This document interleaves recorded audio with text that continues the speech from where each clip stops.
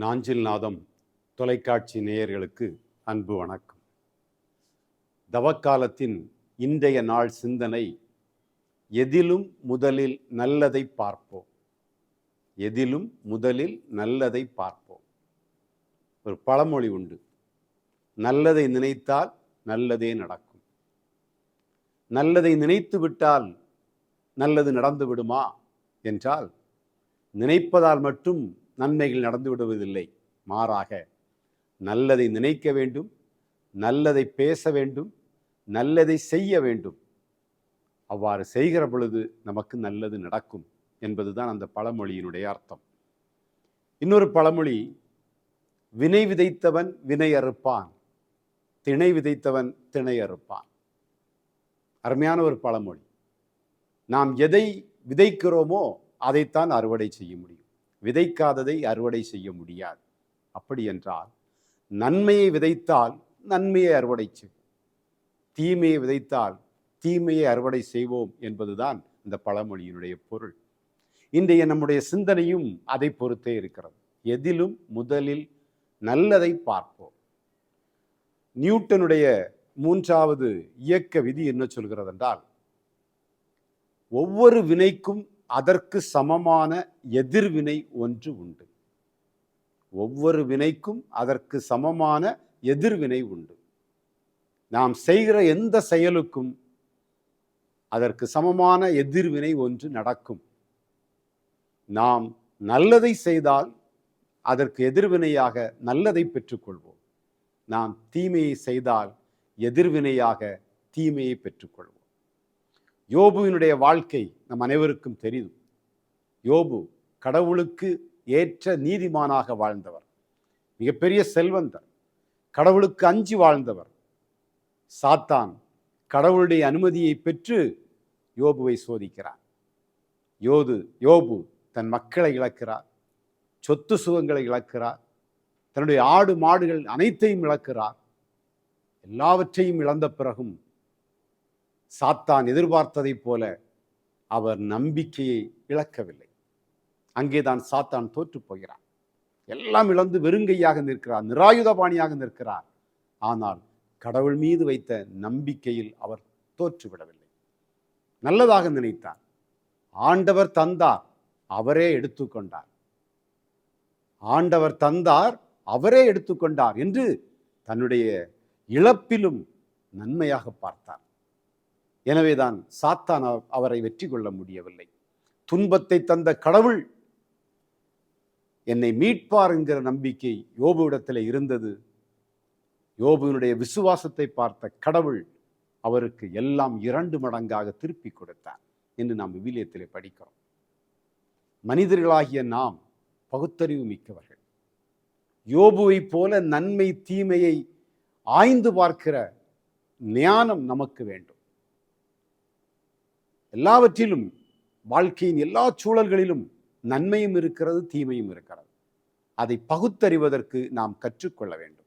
சந்திக்கிற மனிதர்களிடத்தில் நன்மையும் இருக்கும், தீமையும் இருக்கும். சந்திக்கிற சூழ்நிலைகள் நன்மையும் இருக்கும், தீமையும் இருக்கும். அதில் எதை நாம் முதலில் பார்க்கிறோம் என்பதை பொறுத்தே அந்த மனிதர்களோடு உள்ள உறவும் அந்த சூழல்களில் உள்ள பிரச்சனைகளையும் நாம் எதிர்கொள்ள முடியும். பொதுவாக பெரியவர்களுடைய அறிவுரைகள் இளையவர்களுக்கு அதிகமாக பிடிப்பதில்லை.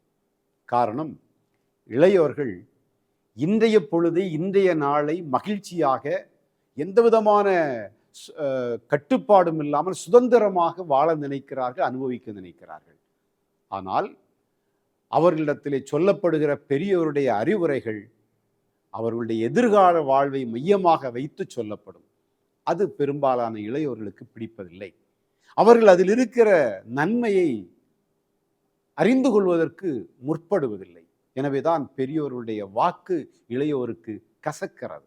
ஆனால் பெரியோர்களுடைய வாக்கு ஒரு பழமொழி உண்டு, மூத்தோர் சொல்லும் முதிர்நெல்லி கனியும், முன்னே கசக்கும் பின்னே இனிக்கும்.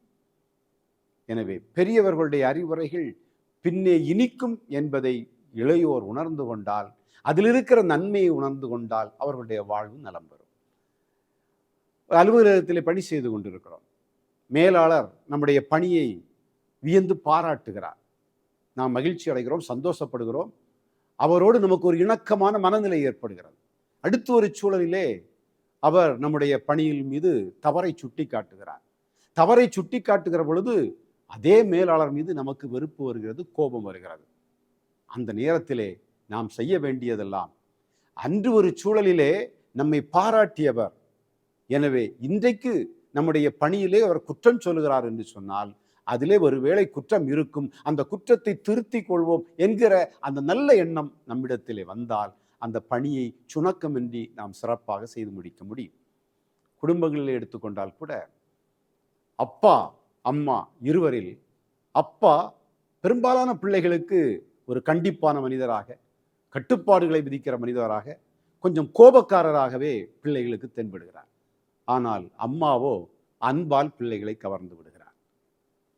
இதில் அப்பாவிடம் பாசம் இல்லையா என்றால் அதிகளவு வைத்திருக்கிறார். அவருடைய அந்த அன்பு அக்கறையாக வெளிப்படுகிறது. பிள்ளையினுடைய எதிர்காலத்தை மையமாக வைத்து அந்த கட்டுப்பாடும் அவருடைய கண்டிப்பும் இருக்கிறது. பிள்ளை வழி தவறிவிடக்கூடாது, பிள்ளை நல்லவளாக நல்லவனாக வாழ வேண்டும், எதிர்காலத்தில் அவன் நல்ல நிலையை அடைய வேண்டும் என்கிற ஒரு தொலைநோக்கு பார்வையோடு தந்தையினுடைய சிந்தனையும் செயல்பாடுகளும் வழிகாட்டுதல்களும் கட்டுப்பாடுகளும் கண்டிப்பும் இருக்கும். அதை பிள்ளைகள் உணர்ந்து கொண்டால் பெற்றோருடன் உள்ள உறவு இணக்கமாக இருக்கும். ஒவ்வொரு நாளினுடைய விடியலிலும் நல்லதே நடக்கும் என்கிற ஒரு மனநிலை நமக்குள் உருவாக வேண்டும். ஒரு நாளை தொடங்குகிற பொழுது, புதிதாக ஒரு நாளை தொடங்குகிற பொழுது கடந்து போன நாளினுடைய கசப்பான அனுபவங்களோடு தொடங்கக்கூடாது. மாறாக இந்த நாள் எனக்கான நாள், இது புதிய நாள், இந்த நாளில் நான் புதிதாக எதையாவது செய்ய வேண்டும் என்கிற ஒரு நல்ல எண்ணத்தோடு நாம் அந்த நாளை அணுகிறோம் என்று சொன்னால் அந்த நாள் நமக்கு மகிழ்ச்சியான நாளாக இருக்கும். இப்போது கோடை காலம், வெயில் வாட்டி வதைக்கிறது. நம்மில் பல பேர் சொல்கிறோம், என்ன வெயிலா இருக்கு, இப்படி போட்டு வாட்டி வதைக்கிறதே என்று சொல்கிறோம். ஆனால் இந்த வெயில் இங்கு இருக்கிற உயிரினங்களுக்கு நன்மை பயக்கக்கூடியது என்கிற அந்த பின்புலத்தை நாம் அறிந்து கொள்ள முற்படுவதில்லை. நமக்கு வெயிலின் கொடுமை மட்டும்தான் தெரிகிறது. ஆனால் அந்த வெப்பம் உயிரினங்களுடைய வளர்ச்சிக்கும் வாழ்வுக்கும் தேவை என்பதை நாம் உணர்வதில்லை. நல்ல அடைமழை பெய்கிறது, நம்முடைய பணிகள் பாதிக்கப்படுகிறது, அலுவலக பணிகள் பாதிக்கப்படுகிறது, விடாத மழை, ஐயோ இந்த மழை நின்று தொலைக்காதா என்று நம்ம இயல்பாக சொல்லுவோம். ஆனால் அந்த மழை பெய்தால்தான் நிலத்தடி நீர்மட்டம் பெருகும், நமக்கு குடிதண்ணீர் கிடைக்கும், விவசாயிகளுடைய வாழ்வு செழிக்கும், அப்போதுதான் விவசாயம் செழிக்கும் என்கிற அதற்கு பின்னால் இருக்கிற நன்மைகளை நாம் அறிந்து கொள்ள முற்படுவதில்லை. எனவே எல்லா விஷயத்திலும் நன்மையும் இருக்கிறது, தீமையும் இருக்கிறது. ஒவ்வொரு காலநிலையிலும் ஒவ்வொரு காலநிலையிலும் நமக்கும் நம் வாழ்வுக்கும் சாதகமான நன்மைகளும் இருக்கிறது, சில தீமைகளும் இருக்கிறது.